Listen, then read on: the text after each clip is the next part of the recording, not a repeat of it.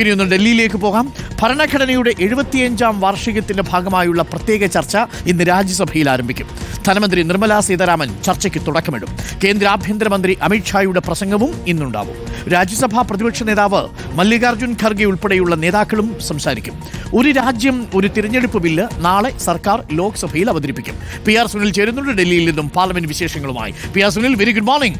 ഇന്ന് രാജ്യസഭയിലാണ്. നമ്മൾ കഴിഞ്ഞ ശനിയാഴ്ച വരെ ലോക്സഭയിൽ കണ്ടു ഭരണഘടനാ ചർച്ച. പ്രധാനമന്ത്രിയും പ്രിയങ്ക ഗാന്ധിയും രാഹുൽ ഗാന്ധിയും രാജ്നാഥ് സിംഗും ഒക്കെ തകർത്ത പ്രകടനമായിരുന്നു. ഇന്നിപ്പോൾ രാജ്യസഭയിലേക്ക് വരുമ്പോൾ കുറച്ചുകൂടി അക്കാഡമികമായിട്ടുള്ള ഒരു ഡിബേറ്റ് നമ്മൾ പ്രതീക്ഷിക്കുന്നുണ്ട്. അമിത്ഷായും ഒക്കെയാണ് നേതൃത്വം നൽകുന്നത്. മല്ലികാർജ്ജുൻ ഖാർഗെ ആയിരിക്കും മറുഭാഗത്ത്.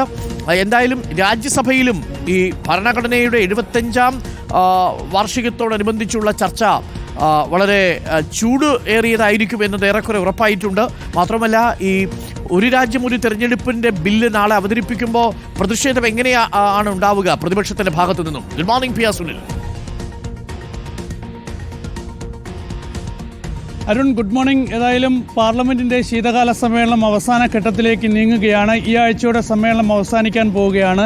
ഏതായാലും ആ ആഴ്ചയിലെ ഈ തുടക്കത്തിലെ തിങ്കളാഴ്ച ദിവസം രാജ്യസഭയിൽ ഭരണഘടനയുടെ 75-ാം വാർഷികത്തിന്റെ ഭാഗമായുള്ള ചർച്ച ആരംഭിക്കാൻ പോവുകയാണ്. അരുൺ ചൂണ്ടിക്കാണിച്ചതുപോലെ തന്നെ കേന്ദ്ര ധനമന്ത്രി നിർമ്മലാ സീതാരാമനാണ് ചർച്ചയ്ക്ക് തുടക്കമിടുക. ഏതായാലും പ്രധാനമന്ത്രി നരേന്ദ്രമോദി ആയിരിക്കുമോ രാജ്യസഭയിലെ ചർച്ചയ്ക്ക് മറുപടി പറയുക എന്ന കാര്യത്തിൽ ഒരു അവ്യക്തതയുണ്ട്. ലോക്സഭയിൽ പ്രധാനമന്ത്രി നരേന്ദ്രമോദിയായിരുന്നു മറുപടി പറഞ്ഞത്. ചർച്ചയിൽ പ്രധാനമന്ത്രി പങ്കെടുക്കില്ല എന്നൊക്കെ ഒരു ദേശീയ മാധ്യമം റിപ്പോർട്ട് ചെയ്യുന്നുണ്ട്. ഏതായാലും അക്കാര്യത്തിൽ വ്യക്തത വരേണ്ടതുണ്ട്. ഏതായാലും BJP-യിലെ ഒപ്പം തന്നെ പ്രതിപക്ഷ നിരയിലെ പ്രധാനപ്പെട്ട നേതാക്കളൊക്കെ തന്നെ ഈ ചർച്ചയിൽ പങ്കെടുത്ത് സംസാരിക്കുന്നുണ്ട്. മുതിർന്ന സഭയാണ്.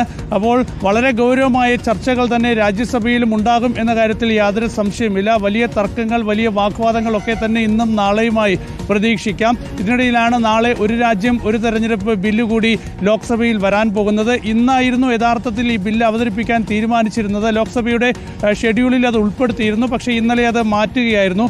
ഏതായാലും ആ ബില്ലിൻ്റെ ഒരു അന്തിമ വട്ട ചർച്ചയോ തീരുമാനമോ കൊണ്ടായിരിക്കാം ഒരുപക്ഷെ അത് നാളത്തേക്ക് മാറ്റിവെച്ചത്.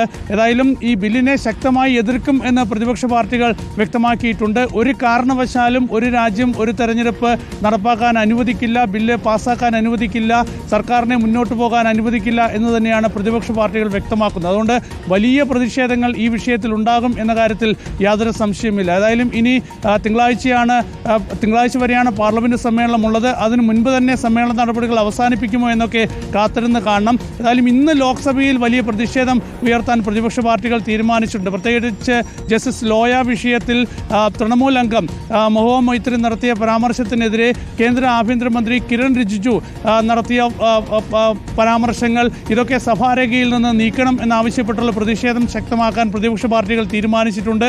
ഇതുകൂടാതെ തന്നെ കോൺഗ്രസിനെയും അമേരിക്കൻ വ്യവസായി ജോർജ് സോറസിനെയും ഒക്കെ തന്നെ ബന്ധപ്പെടുത്തി കേന്ദ്രമന്ത്രിമാർ നടത്തിയ പരാമർശങ്ങൾ നീക്കണമെന്ന ആവശ്യവും കോൺഗ്രസ് ഉന്നയിക്കാൻ തീരുമാനിച്ചിട്ടുണ്ട്. അങ്ങനെ ഒട്ടനവധി വിഷയങ്ങൾ ഇന്നും ലോക്സഭയിൽ ഉന്നയിച്ച് വലിയ പ്രതിഷേധം ശക്തമാക്കാൻ ലോക്സഭയിൽ പ്രതിപക്ഷ പാർട്ടികൾ തയ്യാറെടുത്ത് നിൽക്കുന്നു. രാജ്യസഭയിലാണെങ്കിൽ ഭരണഘടനാ വിഷയത്തിലുള്ള ചർച്ചയായിരിക്കും ഇന്നും നാളെയുമായി നടക്കുക.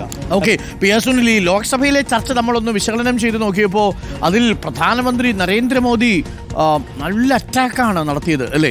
നെഹ്റു മുതൽ ഇങ്ങ് രാഹുൽ ഗാന്ധി വരെയുള്ള തലമുറയെ മുഴുവൻ എടുത്ത് ഓരോ കാലഘട്ടത്തിലും ഭരണഘടനയോട് ഇവർ ചെയ്തത് എന്താണ് എന്നത് വ്യക്തമായി സമർത്ഥിക്കാൻ പ്രധാനമന്ത്രിക്ക് സാധിച്ചു. രാഹുൽ ഗാന്ധിയും തിരിച്ചടിച്ചു എങ്കിൽ പോലും ആ അർത്ഥത്തിൽ നല്ല തകർപ്പൻ പെർഫോമൻസ് ആയിരുന്നു പ്രധാനമന്ത്രിയുടേത്.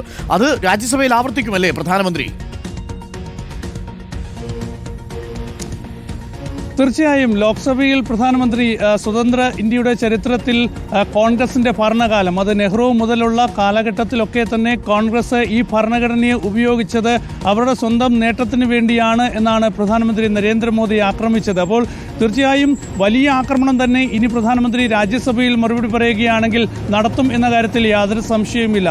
കോൺഗ്രസ് ഈ സ്വന്തം രാഷ്ട്രീയത്തിന് വേണ്ടി, സ്വന്തം നേട്ടങ്ങൾക്ക് വേണ്ടി ഭരണഘടനയെ വിനിയോഗിച്ചപ്പോൾ മോദി NDA സർക്കാർ അധികാരത്തിൽ വന്ന ശേഷം രാജ്യത്തെ ജനങ്ങളെ ഒന്നിപ്പിക്കുന്നതിന് വേണ്ടിയും രാജ്യത്ത് ദാരിദ്ര്യ നിർമ്മാർജ്ജനം ഉറപ്പാക്കുന്നതിനും വേണ്ടിയുമാണ് കഴിഞ്ഞ 10 വർഷക്കാലം ഈ ഭരണഘടനയിൽ എന്തെങ്കിലും മാറ്റം കൊണ്ടുവന്നിട്ടുണ്ടെങ്കിൽ അതൊക്കെ നിർവഹിച്ചത് എന്നാണ് നരേന്ദ്രമോദി ചൂണ്ടിക്കാണിക്കാൻ ശ്രമിച്ചപ്പോൾ അടിയന്തരാവസ്ഥ ഉൾപ്പെടെയുള്ള വിഷയങ്ങൾ ചൂണ്ടിക്കാണിച്ച് കോൺഗ്രസിനെ ആക്രമിക്കാനുള്ള എല്ലാ ശ്രമങ്ങളും നരേന്ദ്രമോദി ലോക്സഭയിൽ നടത്തിയിരുന്നു. തീർച്ചയായും രാജ്യസഭയിൽ അതിനേക്കാൾ കൂടുതൽ ശക്തമായ ആക്രമണവുമായി ഒരുപക്ഷെ പ്രധാനമന്ത്രി നരേന്ദ്രമോദി ആയിരിക്കും രാജ്യസഭയിൽ മറുപടി പറയുക എങ്കിൽ അത്തരത്തിലുള്ള വലിയ ആക്രമണങ്ങൾ നരേന്ദ്രമോദിയുടെ ഭാഗത്ത് നിന്ന് പ്രതീക്ഷിക്കാം. അക്കാര്യത്തിൽ യാതൊരു തർക്കവുമില്ല, സംശയവുമില്ല. ഓക്കെ.